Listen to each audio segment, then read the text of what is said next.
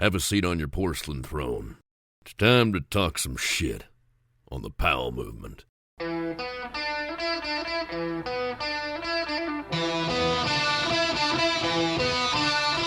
Welcome to the Powell movement. I'm your host, Mike Powell, and this week I'm not going to annoy you or beat a dead horse with more chat about my wife who's no longer with us, and I'm not going to tell you about my kid scraping the paint off a car that he described as not that nice in a parking lot the other night. But when I got the insurance report from this incident, it happened to be a 2023 BMW X5. No, I'm not going to start talking about that because if I do, I'm going to go into a spiral and talk all kinds of bullshit that'll be funny, but it won't be worth having recorded. So I'm not going to do that. So how can I complain this week like I do in all of my episodes in the intros? Well, the obvious way would be to talk about politics, but I don't do that shit, or at least I try not to, especially after I voiced some opinions about vaccines during the pandemic, and I not only got mean emails, but I also lost listeners and followers. And it's funny how that happens when you put an opinion out there online. Before that, people were only emailing me telling me I was a douchebag because I asked too much about money. And I do that, and whatever, I'm going to continue to do that. But that was their opinion, and I'm not going to shit on anyone's opinion in this podcast intro because I don't want to lose people, and really, I don't want politics to define my relationships, whether it be in life or with my listeners or whatever. But sometimes they do, and here's my recent personal example which sucks. My father-in-law recently stopped talking to me because a month ago, when I called to check on him to see how he was doing, because that's one of the things I do, he went on a political rant, and I stopped him mid-rant, and I told him that I never want to hear that stuff from him again. I was kind of a dick of how I said it. I'm like, hey, we have different opinions. Whenever we talk about this, we fight, and I don't want to hear anything you have to say about your opinion here, because that's not what our relationship is about. Well, he did not take that very well whatsoever. He was very offended, and he told me he was going to hang up, and then he did. And from there, I received no thank you for my Christmas gift, no Merry Christmas, no Happy Birthday, or Happy New Year. And you can bet I wished him and his wife all of that stuff. At least they put some cash in an envelope for Keaton and put it in the mailbox for Christmas. But that's what's so crazy about talking politics. They are so divisive in this country right now, to the point of ending family relationships. And while I have opinions, and so do each and every one of you, if we don't agree with each other, we can have those conversations and debate that in real time. But in reality, if we ever meet in real time and you listen to this podcast, we better be talking about skiing or snowboarding or something other than politics because, well, I'll just say this on my beliefs. When I started this podcast, and I used to say this all the time, I used to think we were far and away the best country in the world. I don't think that anymore. What I do think is that my guest this week is far and away one of the best skiers that we've had during our time. He's one of the most creative skiers we've seen do it over the past 20-something years. Sage Cattabriga-Alosa's story was told on this podcast 8 years ago, and Sage and I caught back up, and we looked back at what's been happening in his world for the past 8 years. We talked about his times, his travels with legends, and personal projects with just about everyone.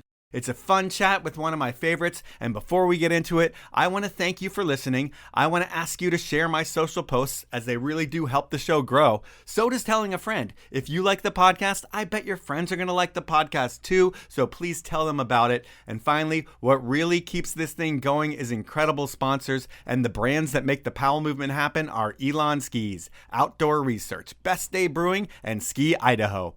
Now it's time to chat with a guy who has one of the most fun names to say on a microphone. I'm talking about Sage Cattabriga-Alosa. It's been 8 years since we podcasted last. No way. Yeah, man. Wow, time flies. Yeah, it does. It does. And I'm just going to jump right into it because I have a bunch of notes. You're going to have some kids running into your house, and here we'll go. So I hear that you have a nickname, Sage Hobby to the Max. How did you get that name and who gave it to you? Awesome. Hobby to the Max.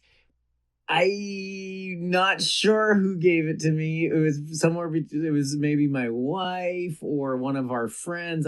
I think I acquired the nickname at a group of friends at a music festival, right? So we have a big group of friends, kind of eclectic crew from a bunch of different places, Jackson, Oregon, California, BC. And we went to these like music festivals in Canada. I haven't been in a number of years, but we had a big crew that we would go. Super fun time. You know, it's like the music festival is really just the excuse to hang out. It's like, I think each day I never left camp before like 5 p.m. and there's stuff going on all day, but just being at camp with your friends is like the best. And so I think it was at that festival where Hobby to the Max was coined. And, it's like, I'm in my 40s now, and, life is exciting and fun, and I have a family, but it's also, I'm hobby stage in my life. But when I pick up a new hobby, I usually like kind of go all in. Is that why I saw that there was a pizza podcast, because that became your hobby and it was so into it that you had to do a whole podcast about pizzas? Yes, exactly. Not most of my hobbies, but a handful of my hobbies are like dropped into my lap, and I don't even seek them out specifically. So the first hobby was RC crawlers. So RC rock crawlers. So like 1/10 scale remote controlled cars or trucks, and that are like, don't go fast, but they can crawl like crazy. And they're all about scale replica. And I'm not even like a huge truck guy or a 1-to-1 scale crawler guy, but I got super into it. And the guy at TGR, there was a TGR movie premiere where Horizon Hobbies or something sponsored the premiere tour. And so at the premieres, there would be like this booth set up with RC cars. And I remember being like, oh, sweet. And the guy who ran the tour was like, Sage, I know you like RC stuff. And so he gave me one of these trucks. And, they're like $500-$600 trucks. Like, it's a pretty big deal. And he gave it to me, and I was like, oh, cool. All right. Yeah, I like RC stuff. And I started driving it, and I'm like, whoa, this thing is awesome. And it was like a 4-year rabbit hole of like going super deep into RC trucks. And it was just like, the hobby was just handed to me, basically. Like, I didn't know anything about it. I didn't even seek it out. The pizza oven's like a gift or something. Chris, someone gives it to you for Christmas, and then sure as shit. Exactly, dude. The pizza oven was the same thing. An ex-employee that I worked with from Smith, he went on to work with Gosney. He hits me up like, hey, do you like pizza? One thing leads to another. I now like do pizza pop-ups. I had a pizza podcast. Yeah, so I'm a hobbyist. Well, you're still a serious mountain biker, because last we talked, it was like you're this hardcore skier who, when he wanted to not think about skiing, he wanted to be on his bike. Yeah, that was a pretty good run for sure, too. I don't know if it's quite considered a hobby, but I got definitely pretty deep into mountain biking for a while. I still like it a lot, but I sort of peaked on my trying to get better and trying to, for a little while, I was kind of semi-pro mountain biker guy too. It seemed like it fit well in the summers. Were you getting bikes from Giant, and were they paying you and stuff? Yeah, dude, they did. I had a contract with them for a year. I got paid basically to make them some content, and I got a bunch of like a fleet of bikes from them, and it was pretty sweet. But it was chasing the mountain bike thing as well as trying to be a pro skier. I kind of saw it as like, a little glossy. And once I started to dabble in it, I was like, oh boy, this is like a lot of risk and work. And like it doesn't make sense, because the bike industry, it's like the bike industry happens at the end of our winter. That's like Christmas for the bike industry, like it's all about marketing, and all the stuff to pump out bike content is like April or whatever, or even before that. And I'm just like way too busy till like June. And so, yeah, it wasn't a good fit, but I still love riding bikes, and I kind of like tapered off of trying to be pro biker guy. And so like the last couple years I'm a disc golfer. I'm just like total nerd in all the ways, man. And I love disc golf, and I got super into it a couple of years ago. And this summer I biked less than I disc golfed. Well, I mean, with biking and just thinking of what you do on skiing, there's a lot of risk. Thinking what you do with disc golf, there's definitely no risk. Thinking what you did on a bike, there's even more risk, because you're not as good on a bike as you are on skis. And just thinking about your career in skiing, I think you had that Achilles injury that was like 1 year, maybe like 2016-ish. But other than that, I can't think of many like terrible injuries in your ski career. Have you fucked yourself up on a bike a bunch? Yeah, all the injuries that are my worst ones, aside from the Achilles, were on the bike. I broke my scapula. The scapula is like one of the hardest bones to break. It's like a big bone, your shoulder blade, basically. Was that what you did at the Proving Grounds event? Yeah, dude. So you did that because you had like the privilege of, like you said, you were a sponsored biker, but you were able to ride with all the best bikers in the world, even if you weren't sponsored, I would think, because you were good on a bike and you were Sage and everybody knew who you were. But is it even worse when you crash and wreck yourself at something like that, where like all your heroes are there? Yeah, that was definitely, there was an element of embarrassment, or, but at that point I'd already kind of like been hanging with all those pro bikers enough to where they had saw that I wasn't just like overly eager and with no skill. Like they respected the level that I was at, and I think I wasn't too much for me to be doing what I was doing on those jumps, but it was just like one of those things where, yeah, not being pro and not kind of, the jump that I crashed on it was like a setup jump to this bigger kind of like double jump.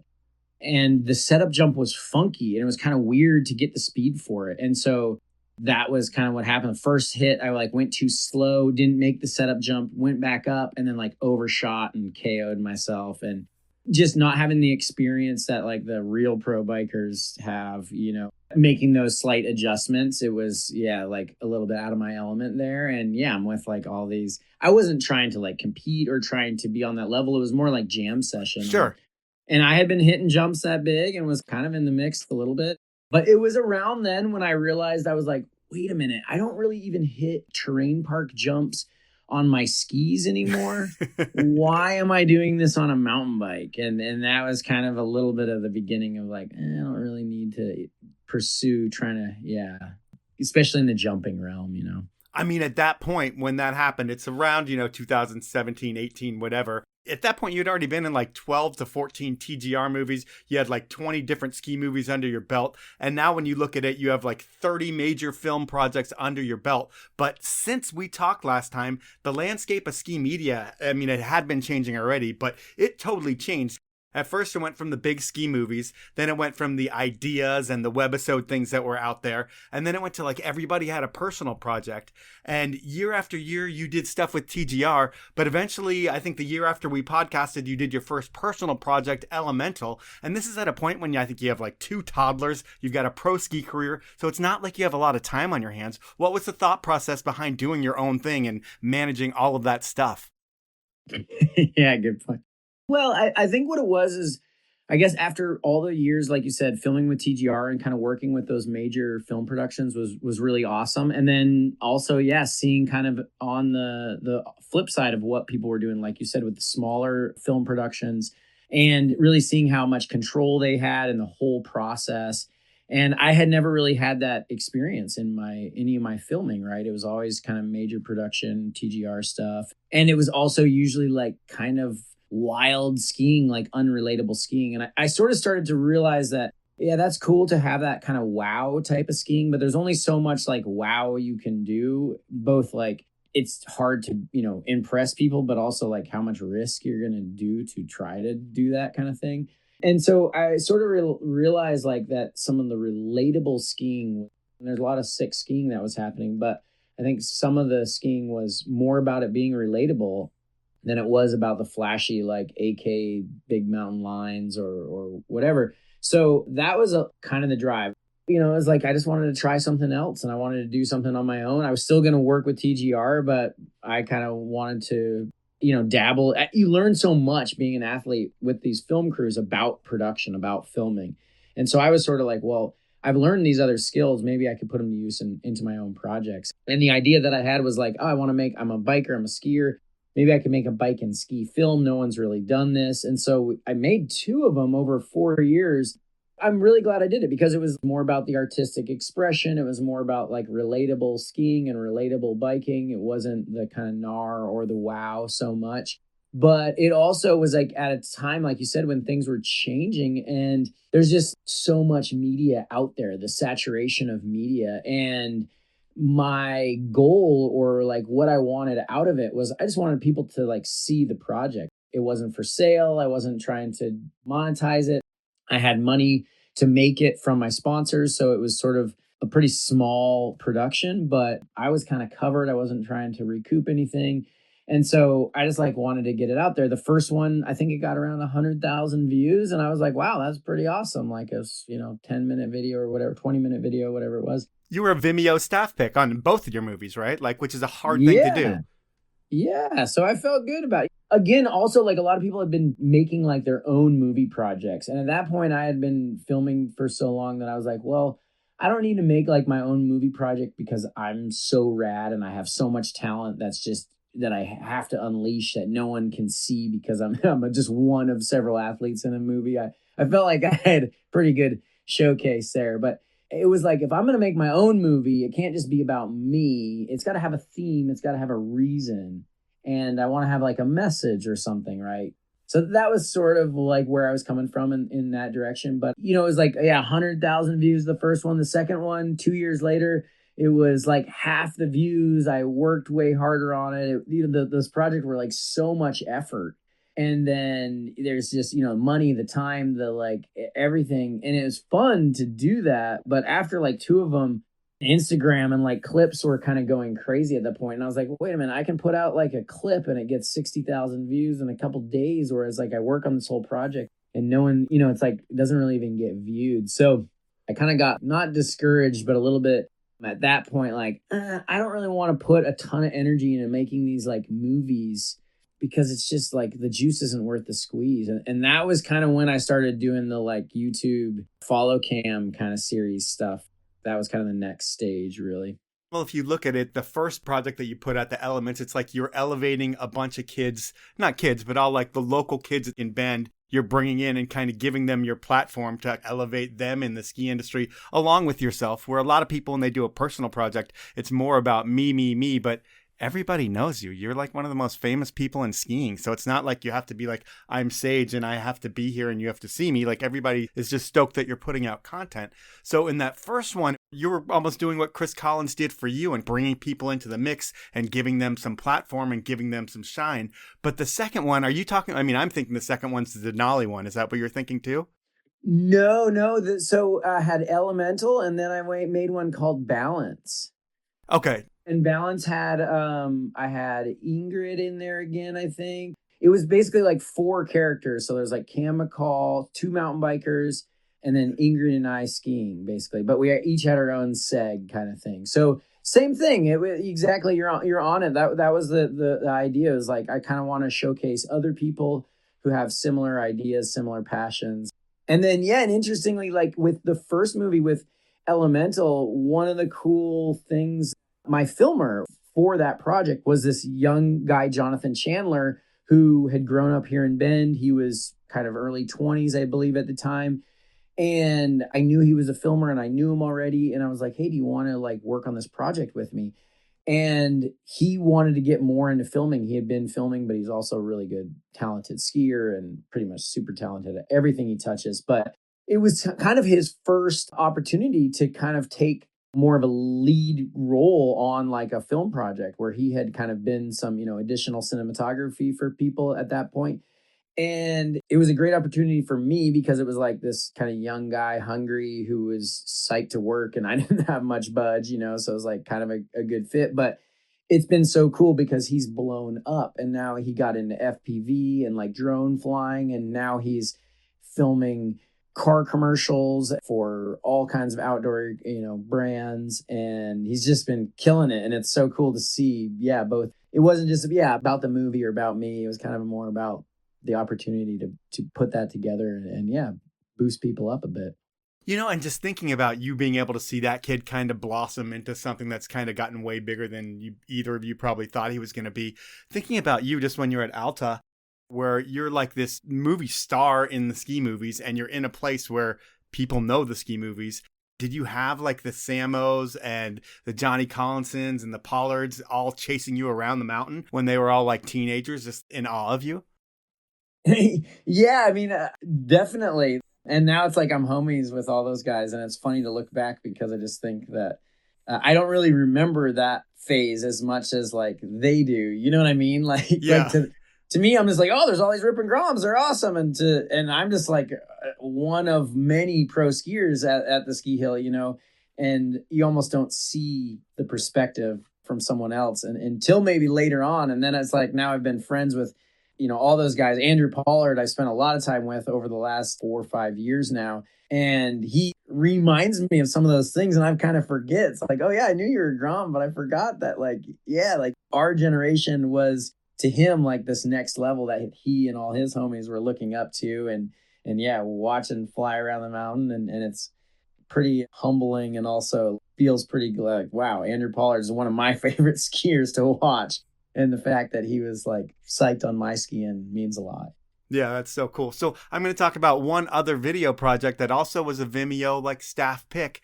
And I'm only going to bring it up because it seemed like you were absolutely miserable given it looked like type 2 fun and you were stoked at the end. But you went to Denali. I don't know. Had you ever been on like a mountaineering trip like that before you went on that thing?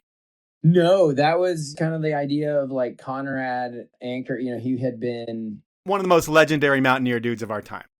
Yeah, exactly. Legendary mountaineer and, you know, legendary North Face athlete. And we would go to these meetings at North Face and he would be like, we got to do this trip where we get the skiers and the snowboarders and the mountaineers together and we get the young generation. We take them up to Denali. He talked about it multiple years in the first few, you know, early days of when I was with North Face. And finally, it came together for that trip and we made a little like video project all of it called the Denali Experiment. And me and Lucas Tabari are kind of the young guns. And then Ingrid was like, we're the same age, but she had all this experience already. She had been to Bolivia. Like ski mountaineering was already something that she knew. It was totally new to me and Tabari as well. Tabari is a snowboarder and it didn't look like you guys had suffered. Like she seemed like I've been here, and here. But she did say that was the coldest she had ever been was on your trip.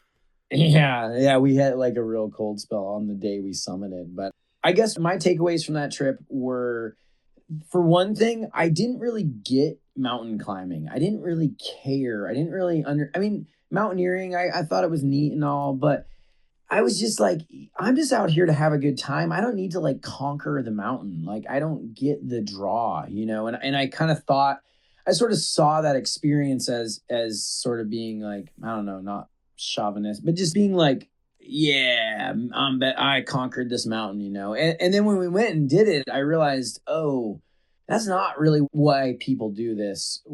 And what it was for me and what I saw and what I realized why the draw for that kind of experience is that those are these like crazy goals. And it's something that you don't necessarily even think you could do. And then it's something that forces you to push yourself beyond where you think you can go and dig into that, you know, that deep phase. And then the sense of accomplishment you get from that is what draws people, what people are looking for. And I had that same thing. I mean, even on the trip, I was like, yeah, whatever. I don't really care if we summit.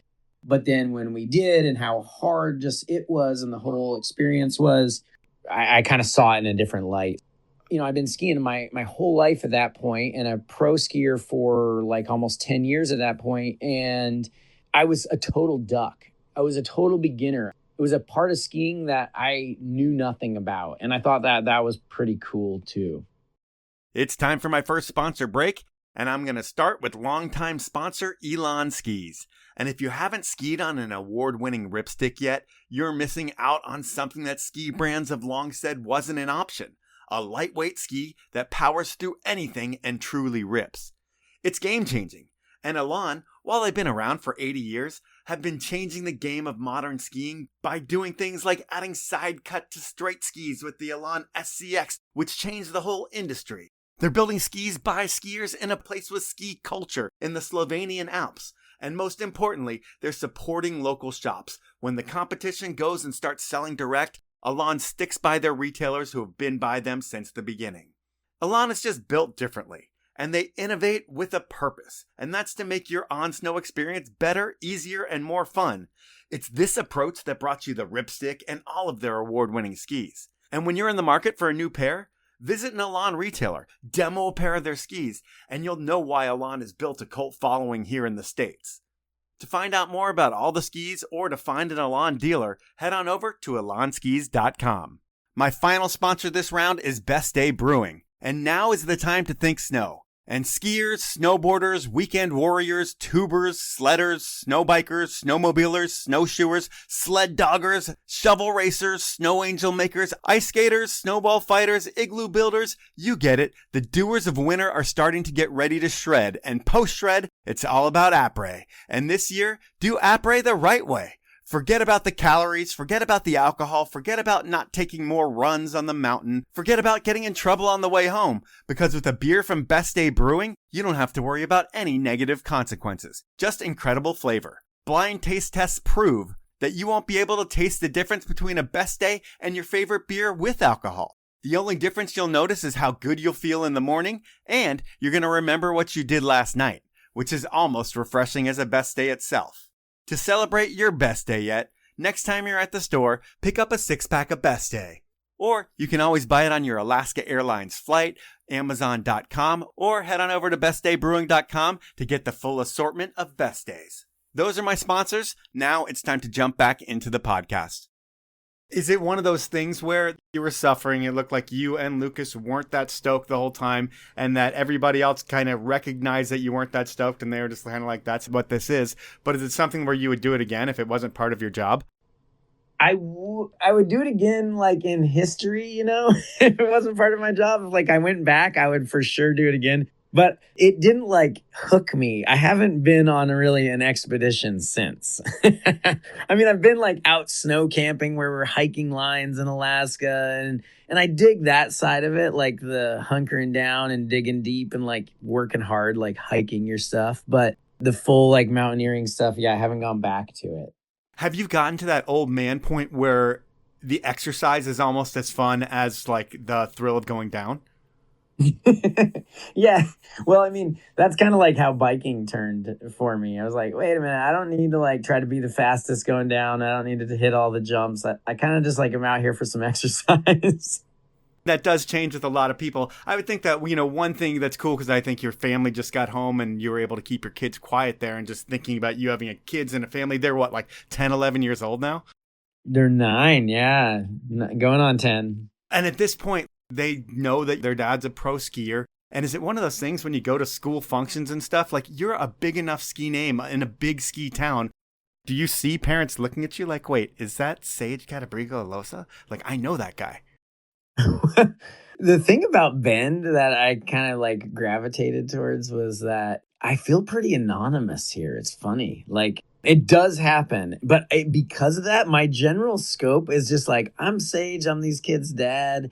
And I don't really like tell people too much about what I do. Yeah, but it happens and people know. And I kind of forget because it's like, it's probably a small percentage. Most people, I'm just some random guy, just like any other dad or whatever at the school, which I kind of dig. I like having that feeling. I like just kind of people taking me for who I am as they meet me, not for who they think I am. You know what I mean? Yeah. But I would also think like in front of your kids, if some 25-year-old kids run up and they're like, dude, you're Sage Cattabriga, it's got to be like such street cred for your kids. Almost embarrassing, but at the same time, like they know I'm cool.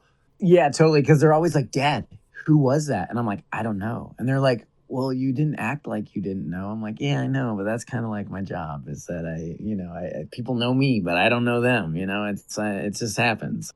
Speaking of it just happens, like your whole career kind of just happened really quickly. It sounds like, it was the big double at Pyramid, and all of a sudden, next thing you know, you've got this huge career. And when you think about 25 years with TGR or whatever it's been, you've been with so many generations of TGR skiers. Like you were pre-Ian McIntosh. I mean, you were skiing back in the day with like Micah Black, Kent Kreitler, I would think, like trips with Jeremy Jones and Victoria Jalous and people like that when you're 21, 22 years old, right? Is that crazy to think back? Like you were a dish dog at the Peruvian and then the next year you were with ski royalty?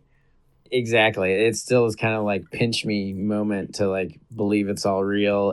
And then also like it all just seems so natural at this point too. And it is kind of crazy. Like, yeah, thinking back to those times, like it did kind of happen pretty quick. And it was a magical time in the ski industry and what was happening. I mean, there was just so many elements. Skiing was really like kind of still exploratory and trying to figure out like what could be done, from the park guys. While I wasn't really like in any of that, it was still just figuring it all out. And then, moving to Utah and being with the people there, they were like the whole Utah gap scene and figuring out how big you could go. And then like just tricks started taking off. And it was just such a wild time. And to see, kind of over the course of like those skiing partners from Jeremy Jones, one of the first times I was in big mountains was with him. And like the things that he told me on those first couple trips are things that I still like tell myself and remind myself. And am skiing with like Kai Jones and I'm passing things on that Jeremy taught me, like to the next generation. So it has been pretty wild to kind of see that all, kind of go by. And there's just so many cool people. I guess that's what I look back to it is just like the gratefulness to sort of have had all those experiences with all these different people, from Chris Collins to the Jeremy Jones to those guys to all the park dudes that we would hang out with at Super Park and these kind of events and the Cold Rush events and just all these different things, and spending tons of time with Morrison. I mean, like all these people are still like my friends now, but they're still my heroes, and I guess lately, Nick McNutt, being that he came into the TGR crew quite a while ago now, but he's kind of one of the biggest stars of it all. He's like probably one of the best skiers out there, and such a humble and chill guy and one of my closest friends. And it's pretty sweet to have, kind of just be sitting here looking back at this pretty epic life. And you made me think of two different things. The first, and I'll probably forget one of them while I bring up the first one. But at first I was saying that you skied with people like Micah Black and Kent Kreitler, and you're like, kind of pinch me. But now the dudes coming up, I could interview someone else and I can be like, you came up and you got to ski with dudes like Seth Morrison and Sage Cattabriga-Alosa. And they're in the same boat that you were when you were younger, because you've become that next level. It's like when you think of the pyramid of skiers, and I don't want to blow your head up or anything like that, but for the top level, it's been you, Ian McIntosh. Seth was up there for a long time, but Seth just disappeared. I mean, given, people are always going to put Seth, I think, ahead of you and Ian, and I don't mean to be rude saying that, but that's just fucking Seth, no. Right? Totally, yeah. I would too. But you guys have been doing it longer. It's interesting because I feel like I haven't done that much. I mean, but you've put together a segment with style, personality, and going big for 25 years, even though you've reeled it in. Like, you don't spin, you don't get inverted anymore, but you still know how to create an entertaining ski line, because that's your job, right? To entertain people at the ski movie theaters. You're not like out to progress the sport anymore. That's for like Craig Murray and people like that, right? Exactly. Yeah. But people love seeing you do it. And until they stop love seeing you do it, like, you can keep doing it, I feel like. Yeah, I mean, that's kind of where I'm at too. It's like, well, I don't know. This is kind of what I'm the best at. And I guess, there's definitely been some kind of ups and downs with that. I remember being in Alaska like a lot of years ago, and I was having kind of a frustrating year, and I crashed a few times. And I remember being all frustrated at the end of like a crash. Of course, your emotions are super high when you just like take so much to even get on top of Alaska Line on a sunny day with good snow, and then you blow it, you feel pretty defeated. And I was just remember being like, why am I even here? Like, I don't even, I'm here. I don't even deserve to be, kind of at one point. But I sort of pushed through and sort of rediscovered like, wait a minute, I have a lot of years of experience, and there's still certain aspects, like you said, I'm not like trying to do the biggest tricks or progressing the sport, but I have a lot of experience, and there's still aspects of big mountain skiing that I'm one of the best at. And I still have, like you said, that painting those entertaining lines is something that I'm really good at. And mostly I just love it, and a couple of years ago, it was not last winter before, with Ian McIntosh, Kai Jones, and we were in the Chugach near Girdwood, and we were skiing there, and we had a pretty amazing trip. And of course, when everything goes right, everything didn't feel easy on that trip, but we had a pretty short time window. We had amazing weather. We had some objectives, and we were able to ski what we wanted. Really, everything came together. And it was one of those things where it reminded me like, oh, wow, yeah, I love doing this. I love putting together these challenges of putting together lines from not just how you get down, but how you get into it, where it's going to be filmed from, all these different things to like break it all down. And still felt like, darn, I love this, and I'm pretty good at it still in this way. And that's kind of fired me up. But I guess at this, I just turned 46 a couple days ago, and it's happy birthday. Thanks. Yeah, just cracked in. And it's just, I guess the part of me that's sort of where, there's been elements where I've passed the torch a little bit, but I'm sort of looking now to be kind of more of like an ambassador to this next generation. It's happened, I guess, organically over the years. Each time you're with new people, you're just sort of naturally sharing those tidbits that have helped me, those tidbits that I learned from Jeremy and Victoria, those first trips. And you don't really think of yourself as a mentor or mentoring in those moments, because they're not really like officially like, I'm your mentor now, you're just skiing and you're just riding and just talking. And But I guess I've started to look at that role as like a little bit more of like kind of what my next phase is, right? Because I still love doing this. I still love putting it together on film, but yeah, just getting other people, passing the knowledge on is sort of the next phase.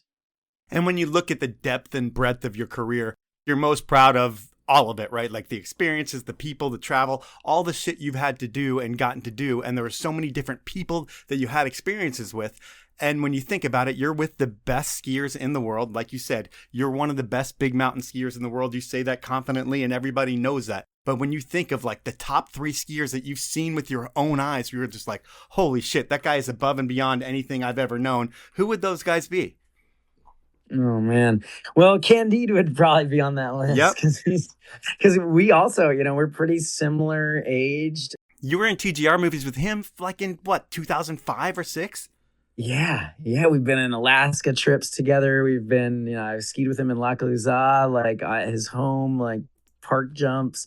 Yeah, we've had some time together. We were both on Rossi at the same time. So that was kind of some of our paths crossed during that. But just to see him, like, he was already next level at that point. He had won all these he just done all the things. Then he wins Freeride World Tour. And then now he's just this like enigma who just puts out clips every once in a while. And they're the wild, stuff that anybody, the best pro skiers today are like, yep, that guy's still the best. So Candide would have to be there.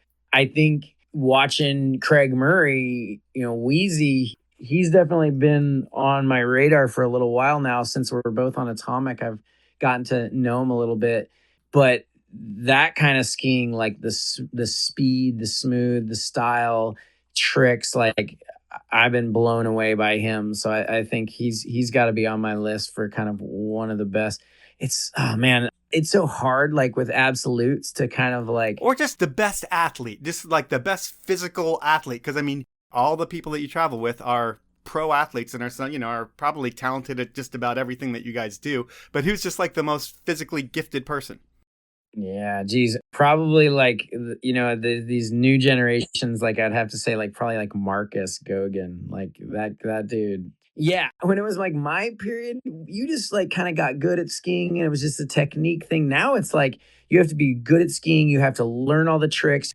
Everyone's going to the gym now. It's all about training. And it was definitely like the era that I came on. It was definitely more partying, more wild, and things have gotten a little more, it's more like refined. I'm not talking, shit on like it now, but there's definitely like a refinement. And with that, you get these athletes that are like Marcus, where they're just like insanely strong. They train hard. They basically can just do anything they imagine and they can do it over. You don't want to say robot, but that dude can do tricks if you push a button. Yeah. And just in gnarly terrain and gnarly conditions and just do it over and over and really shows that, I used to think about those big mountain comps. I'm like, oh, they don't really like showcase how people can ski because the conditions are always so bad. But these days, people are so good that it doesn't matter if the bad conditions are there. They showcase their skiing. Showcasing your skiing, when you think about the best segment that you've put out in your personal opinion, what would you, if someone's like, what do I need to see the ultimate sage, what would you say? Yeah, I think it was the I'm so bad with the movies. I don't remember them. I couldn't even list them all. Or maybe Tangerine Dream, was that the year? No, that wasn't the year. It was the year that we went to Petersburg. I know like what we did. We went to Petersburg, and it was the year that I did the like spine wall, and then I flat spun the crevasse. Yep. That year was like I think that was around.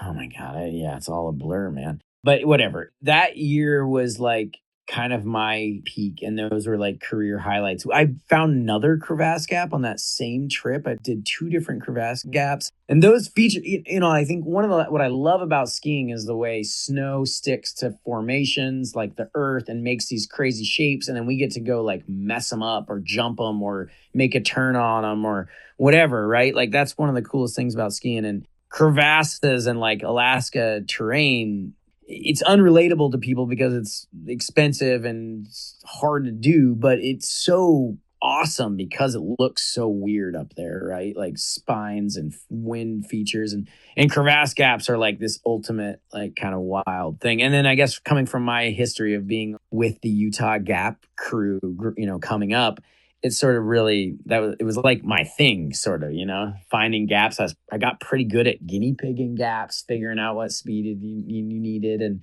so that year was like pretty peak highlight where I was like getting the big mountain skiing was starting to really kind of get at that high technical level.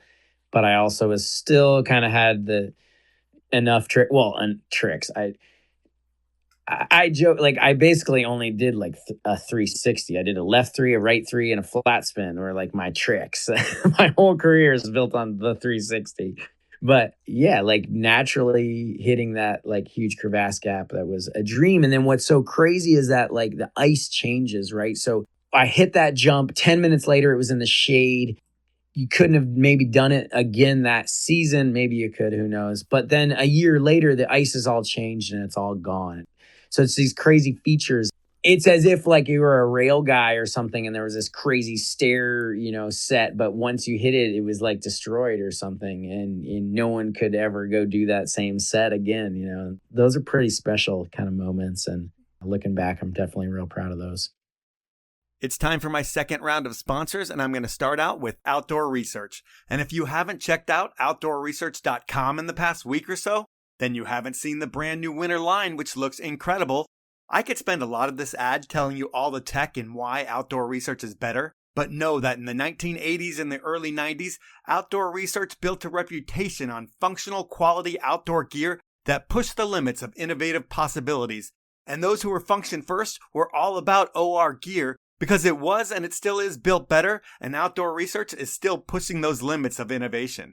This year, the outerwear focuses on 3 new collections: the Cloud Chaser for backcountry and the Powderverse and Hemisphere collections for freeride, as well as some staples in the line like the Snow Crew collection. These outerwear systems are styled for and by athletes like Mark Adma, Troy Podnosak, Zoe Aitken, snowboarder Neil Provo, and others, and that's why this outerwear collection not only looks so good, but each piece is more functional than ever, and they're all you're going to need in any conditions. To find out more about the new collection, head on over to outdoorresearch.com. My final sponsor this round is Ski Idaho. And if you haven't skied in Idaho, then you're missing the best kept ski secret in the nation. Think 19 uncrowded ski areas with epic terrain that all get a ton of snow. In Idaho, you'll ski a lot more than you're waiting in line, and they really have something for everyone. When you visit Idaho, resorts like Sun Valley, Grand Targhee, Schweitzer, Silver, and Tamarack offer that on-mountain lodging experience, and there are so many other mountains to choose from throughout the state. Between the snow, the terrain, the award-winning restaurants, and experiences like horse-drawn sleigh rides, indoor water parks, spa skating, guided snowshoeing, and so much more, I'm not kidding when I say there really is something for everyone this winter in Idaho.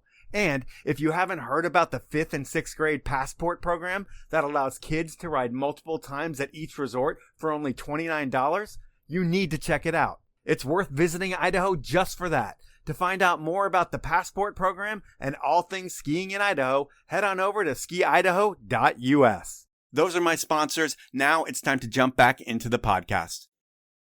You grew up in like the golden era of movies, like we said, and your pyramid gap, the double back there.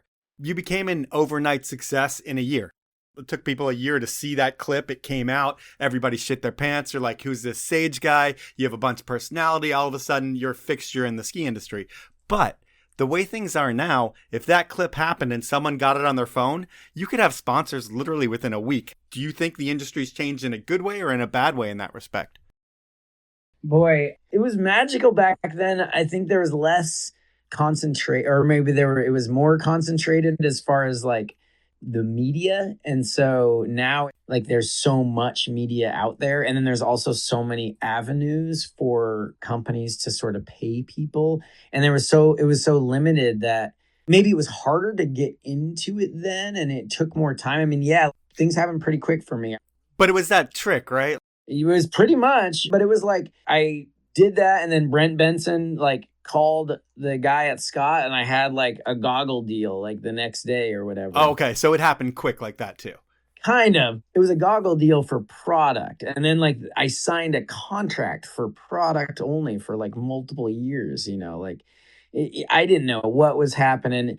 I had some sponsors, but then the next year I was like, so now do I get to film? And it was sort of like, well, now you have to like prove yourself again. It was like, even with TGR, I was like, yeah, well, you can come out with us, but it's not like you're guaranteed to be in the movie. Like, you better lay it down if you want to be in this next movie. Just because you got in there once doesn't mean you're like in now. I felt like it took me a solid like 5 or 6 years from that first like Pyramid Gap session. It was like 6 years before I was like, okay, I'm a pro skier now. This is like really my job and I'm really doing this. So there was definitely a little bit of a time lag there, but it was also magical because there was only magazines and ski movies. And I was working with one of the biggest movie companies and I was working with some of the best photographers. It was just happening and there was one path and the money back then. What's weird is like, I don't get it because all these companies are like way bigger now, but they had like more money back then when they were way smaller. Or I think what it was is there was just, they had the same money, but it just was spread less thin. And now I feel like the best skiers in the world are especially up and coming. Yeah, they might get some like product deals, but not many people are like getting paid. And even some of the best, like you look at Sam Cooch or whatever, I have no idea what anybody gets paid. It's one of the things like no one has any clue like what anybody else gets paid. You're not allowed to say it. You're totally allowed. That's what podcasts are for. Yeah.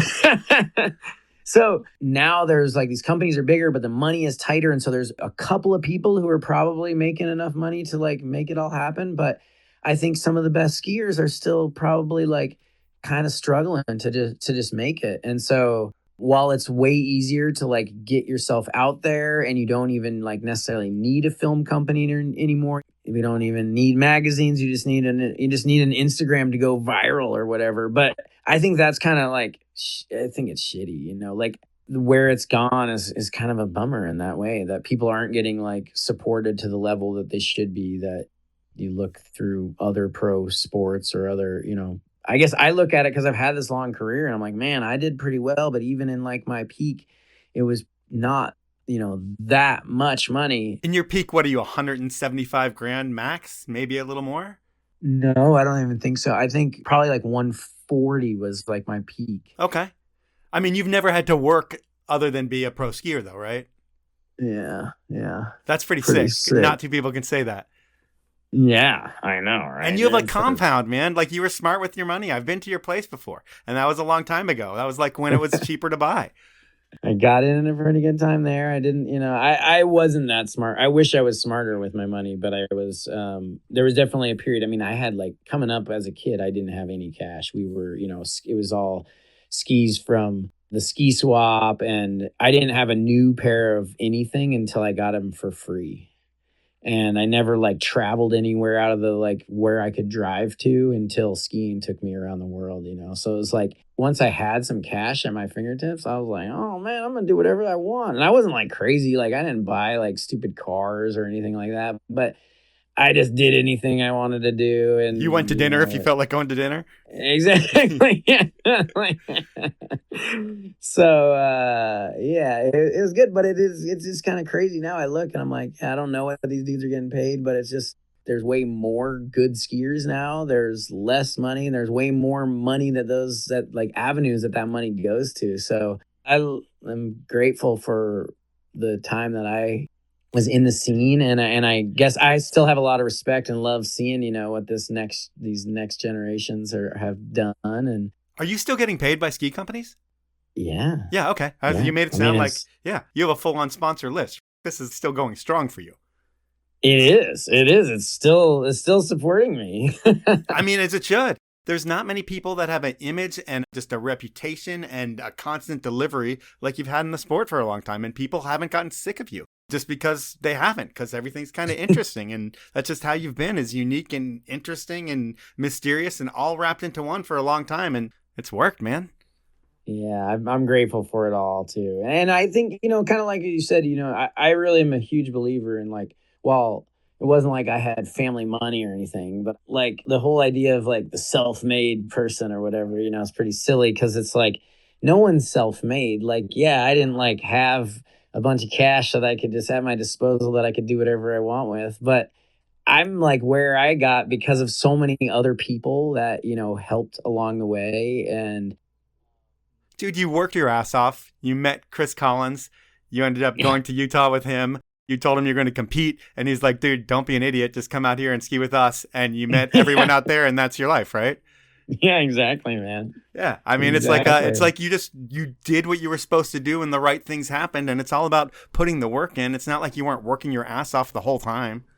Yeah, dude, it's been a ton of work. And then just like the evolving and the, kind of everything has changed in the ski industries, but kind of still making it work and figuring out how to do that and evolve and change and still bring stuff. I guess that's, it's back to what I've been the most stoked on. I'm still working with TGR, filmed the seg with them last year and have plans to do a trip again this year. But kind of one of the things I joke about, it's like the labors of love, the things that you get paid for the least are like the ones that you work the hardest on sometimes. And while it's not quite to that level for me, but as far as production goes, a couple of years ago, I started doing this YouTube series, and it has been, it's just GoPro following my friends around, or, is how it started around the ski hill. And it was just, I didn't have a huge like subscribers or whatever on YouTube, but it was a pretty small audience, but people were really into it, and it just fired me up so much. And the last few years, that has been something that I've been so excited about doing. And part of it is because it's usually about the other skier. Like I link up with a friend, or sometimes it's just someone I just met or I've, just known a little bit, and I just follow them around and we have a good time skiing, and it's so relatable and connecting. And it's like ski hills where people know the runs, they've skied on that same run, they've been to that jump kind of thing, and it's been really rewarding and fun. And that's kind of like one of the things that I'm the most psyched on right now, is just kind of making these little follow cam episodes. And they're pretty small, like in the scheme of how much views they get, but it's the Venn diagram of like how hard they are to produce, how much work it takes to make them, how entertaining they are for people,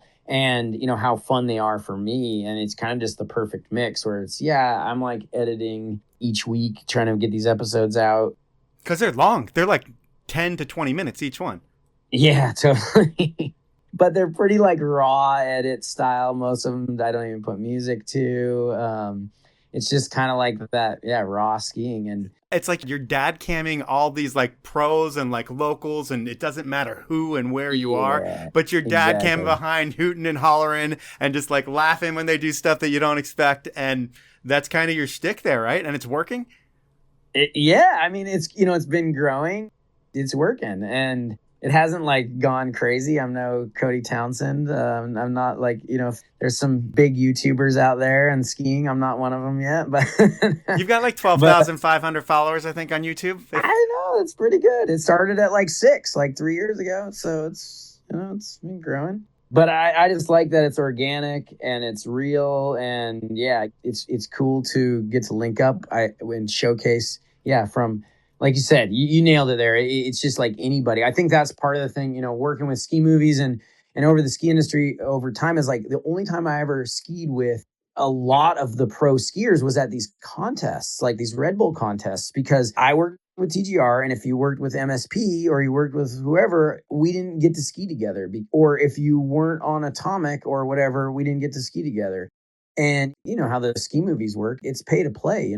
I've been in these ski movies partly for who I am and what I can do, but it's also I'm in TGR movies because TGR movies have been supported by my sponsors for all those years, Yeah. And so it's like there's all these like politics between, what athletes are on what trips and where you can go and who you even get to like ski with, right? And so with this, there's no politics. I mean, I put my sponsor logos in the beginning because they support me, but I'm following people on whatever gear they're on, I don't care. And I like that part of it too, that it's just, it's raw and real, And you mentioned the cold rush, and back then it seemed like There were a ton of different unique out-of-the-box contests. We talked about some of them back in the day, but now we've got natural selection, and I feel like it's the most exciting thing that's happened in skiing in a long time, but that's coming from a dude who's on the sidelines. You're involved in the sport 100%. What's your thought process on that whole event, and is it something that you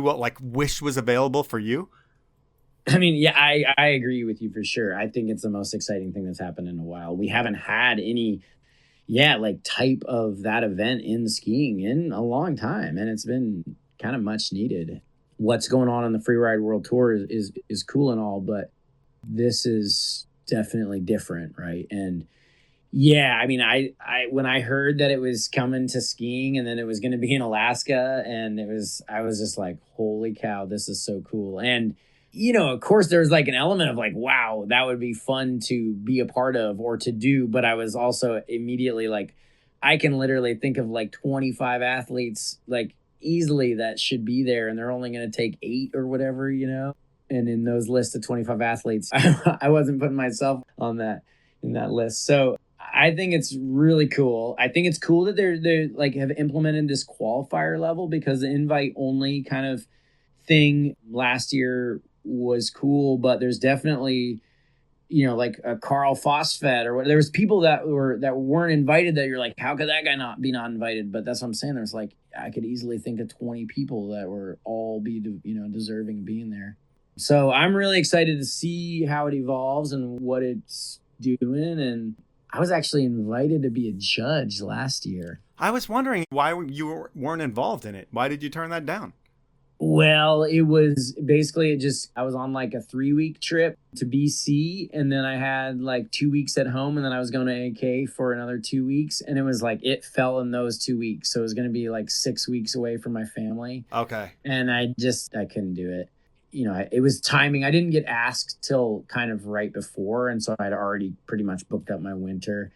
I was pretty bummed to have to say no, because I felt like it was a pretty monumentous occasion, and I felt pretty honored to be asked to be involved. Yeah. And I don't regret the decision, because I made it for the right reasons, and I'm happy with that. But I definitely still kind of wish that I could have been there just to see it all, and kind of, part of me kind of was like, wanted to be included in the scene a little bit, which is maybe a little, in my ego speaking there. But I mean, if anybody belongs, you are in that conversation of people that do belong. So I don't think it's totally in your ego. You got the invite, you turned it down, so you're bad, whatever. Yeah, totally.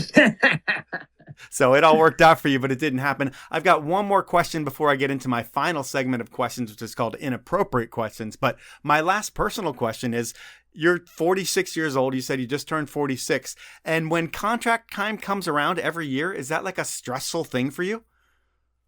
I mean... Or is it a relief once it gets signed every year? It's a relief, definitely, once it gets signed, for sure, for sure. I go in with kind of 2 frames of reference. One is like kind of crazy that my job is like unsecured for more than 2 to 3 years max at a time. Right, just go crazy.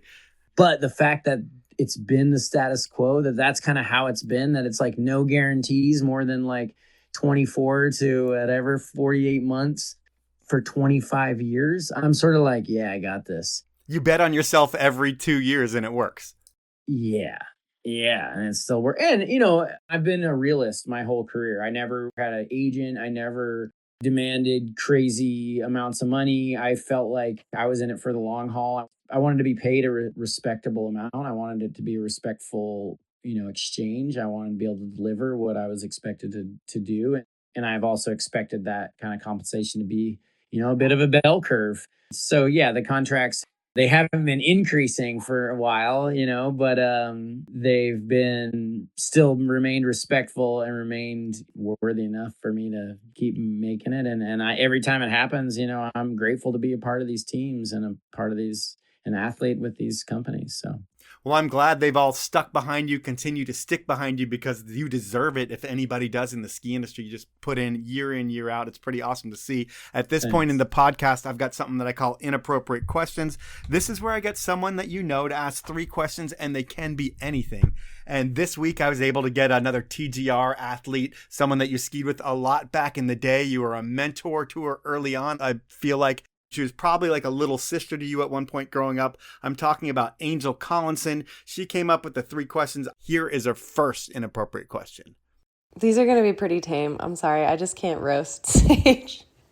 I like him too much. It's just not my personality. So first question is, on our first trip together, the first time we really hung out was up in the Canuck. We were cabin mates. And I have a distinct memory of using some down days to crush through the Harry Potter movies. And you shared your favorite snack with me at the time, which was an unlikely combination of avocado and what? When you said favorite snack, I knew what it was. But yeah, it's the avocado goldfish combo. So you take the pit out of the avocado and then you pour some goldfish into the little hole. And there's only like a few goldfish fit at first, but you take a spoon and you eat the goldfish and a little bit of the avocado, and then you pour in more goldfish, and you do that repeatedly till it's gone. And that was the snack that she was referencing. All right. Well, I've got to think of something to make it more inappropriate. Have you ever grabbed a can thinking it was a drink and you just drank a spitter? Oh man, that would be a very likely scenario with TGR. No, I don't think I've done that. We did have a period. Let's see. So I'm not really a drinker anymore. I pretty much all but quit. But I sent it at a time or two. And one of the trips to Petersburg, we were like really sending long down day period and just finally going for it. And it was the kind of thing where I was like hungover the next day at like 5 PM, Yeah. And like where the next morning you kind of feel fine, but then it hits hard. And I was like at the grocery store and I was like buying some like probably some goldfish and some seltzer water or something. And I'm just like at the checkout, my stuff's on the conveyor belt, my wallet's on the conveyor belt. And all of a sudden I just have to run outside, and I just like run outside, like get just off the sidewalk, and I just barf in the street. And it's like 5 PM, it's just like not, and there's like, I just hear like this kid out of the corner of my ear say, "Mom, ew." It was like a toddler or whatever. Oh man. So yeah, that was a pretty gross and embarrassing kind of a moment there that, unrelated to Angel's question there, but sort of. Thank you for sharing. All right, let's go with question number 2. Question number 2. At one point, a few years ago, you illegally smuggled living organisms across the Canadian border for a festival. How did you do this? Why did you do this? Was it worth it? Interesting. Yeah. All right. This is pretty, I don't know. I want to get back into Canada. It was an accident. We were going said music festival that I was talking about earlier, and I had this idea that I was really into cooking pizza. I was hobby maxing at this point. I mean, I still am into cooking pizza. And I was like, you know what I'm going to do? Like I said, we had this big camp, like 40 or so people in our crew. And I was like, I'm going to bring my oven. I'm going to bring a bunch of dough. I'll make the dough. I'll freeze the dough. I'll bring it up frozen. And then I'll make pizza. Well, the first idea that I had was like, I want to make pizza like at the middle of the night.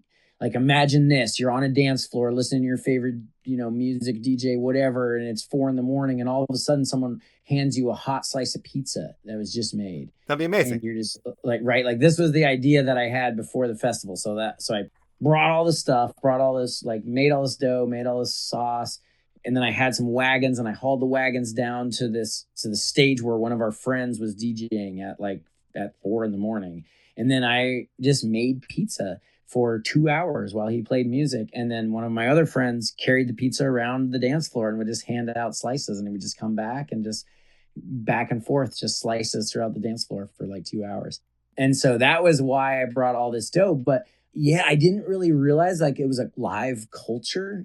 And like in hindsight, I was like, wait, I don't think you're like allowed to bring what is a live culture across without like declaring it. And I didn't even think about it or know that that was like something you weren't supposed to do. So if I did it again, I would just bring the dough in my mixer. Like we had electricity. I just bring the whole program and just make it up there. It'd kind of make it easier anyway. And then kind of deal with all that dough. But I brought like 60 pizza worth of dough. Man, you are willing to get an international felony to serve your fellow comrades pizza at a music festival at 4 a.m. It doesn't get better than that. That's so nice of you. And you didn't mean to do it, obviously. If any Canadian customs authorities are listening to this, he will make you pizza at the border. He won't bring anything across, he promises. There we go. All right, let's go with your final inappropriate question.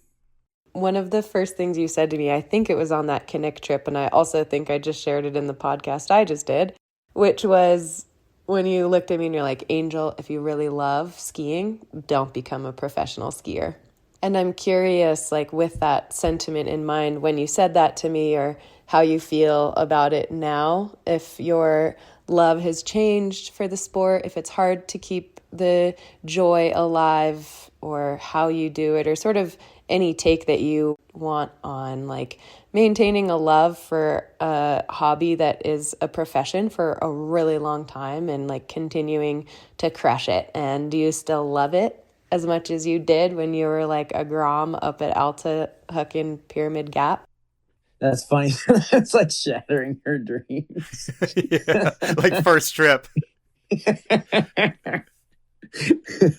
All right, I'll lay it straight here.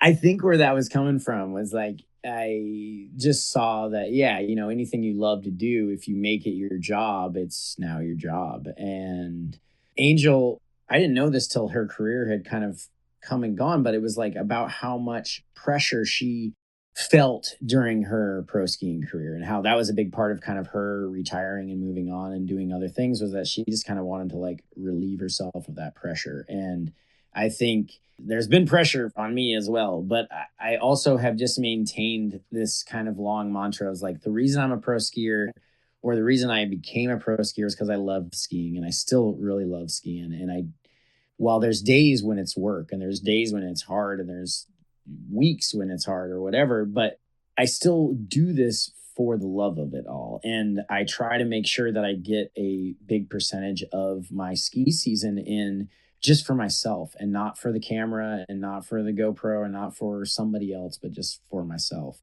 And I think part of that, you know, it comes back to Jeremy Jones' quote. When I first was skiing with Jeremy, we were on a trip and Victoria was there and she was feeling really unconfident. And he was like, well, how many days have you free rode this year? And she was like, none. Every day I've been out working. I've been out filming. I've been just grinding.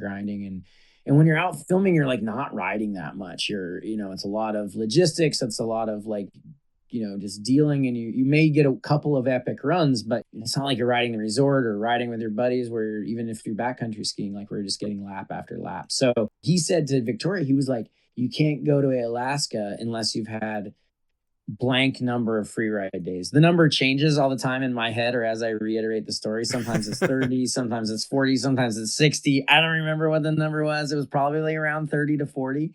Alaska, you're not really going there till April. So have 30, 40 free ride days between the beginning of, the season till then is pretty reasonable, even while you're grinding and being a pro skier. But that really stuck with me, right? Like for what Jeremy was saying was like, you have to get that flow. You have to get that, like that love of your skiing in order for you to show what you can do on skis. You have to like have that kind of like on lock, right? That like love for it. And so that clicked with me when he said that. And those were one of my early trips and early years. And for a while, I definitely was filming and grinding like more days than I do now. Probably, I've always had some free ride days in there, and I guess I've also seen, I think maybe what I was referencing to Angel at that point was like that. There's more than one way to get what you want, right? Like if you figure out what it is that you want, and then find a way to get there. And being a pro skier and skiing all the time seems like glamorous, but there's other paths too. And it might be like in the ski industry, like it might be these ski patrollers or ski, whatever. Yeah, there's lots of like different ways. But I also see it like my homies who just buckled down and started like a landscaping business, and they just grind all summer long. And then now, they've established, and now they're paying to go heli skiing, and they're heli skiing still, and they're going and doing this stuff, but they're not doing it as a job. And so there's ups and downs with everything. And I think I'm happy with the way it's worked for me, but I also like seeing the other side of it. And whether you're doing it for somebody else, like as far as skiing goes, or whether you're just doing it for yourself, right? Well, that's pretty awesome. I mean, just hearing your take on everything, and it's not about money. It's not about anything but the love. And given nobody's really in it for the money, but eventually it does become a job to a lot of people. And while it is your job, you can still hear the stoke in your voice. And this is why I do it. Where Angel, I mean, in her world, like she couldn't do it anymore because she did have that pressure. And maybe her pressure is, I mean, where you're Sage and you're just looked at as part of the cast of characters that makes up the best in skiing. I guess the title that was put on her shoulders for like 3 years was like the best woman to ski and maybe the best ever for 3 years. And when you hear that all the time, that's got to be tough on her as well. Yeah. I mean, given her whole world, she was not forced into it, but force-fed skiing from she was a baby. But like you came from nothing, which I guess she kind of did too, but she came from nothing in skiing. And you kind of carved your own path into the sport. And 25 years later, man, you're still an A-list pro, like straight up at the top. If I can have like the top 5 people I'd want on the podcast every week, you're one of those dudes that has that draw because you're that awesome. And I thank you for sharing your time again with me. Oh, well, thanks for the kind words. And it's an honor to be back on the podcast. So thanks for having me. I appreciate it, Mike. So that was time with Sage Cattabriga-Alosa. And while everyone who comes on the podcast loves skiing and is generally fired up on their lives and careers, it's still refreshing to hear the joy and stoke in Sage's voice.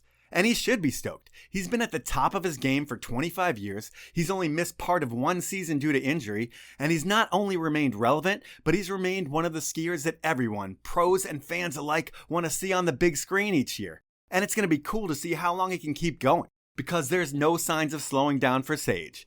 That's the podcast. At this point, I want to thank you for listening. I want to ask you to review me wherever you listen. And if you have any questions or concerns or complaints, email me at mike@thepowellmovement.com. I will get back to you. If you want to make stickers or tents or banners or anything else that I make at diecutstickers.com, you can get in touch with me there at mike.powell@diecutstickers.com. Finally, I want to ask you to please support my incredible sponsors who make this show happen. They are Elan Skis, Outdoor Research, Best Day Brewing, and Ski Idaho. Have a great week, everyone.